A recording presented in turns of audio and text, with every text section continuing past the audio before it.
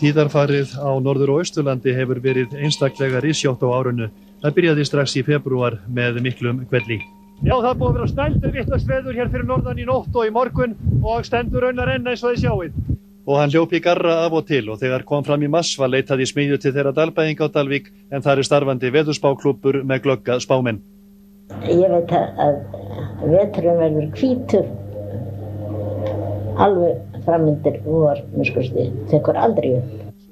Fáum dögum eftir að þessi orð voru sögð gerði enn einni hvellin og þá lentu 8 dalvíkingar í hrakningum inn á hálendinu.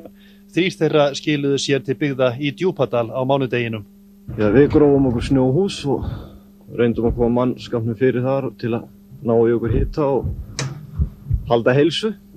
Þyrla Landhelgisgæslunnar komst ekki að þeim sem eftir voru á fjallinu vegna veðurs. Það var ekki fyrir daginn eftir sem félagar þeirra frá Dalvík gátu brotist á staðinn á snjóbíl og komið þeim til byggða. Já, og svona endar þetta stundum. Ég ætlaði að bregða mér hérna yfir í fljótin, yfir í Þrasastaði og kanna hvernig sauðburður gengur. En hér sitt ég fastur, rétt kominn í sporðinn á lágheiðinni.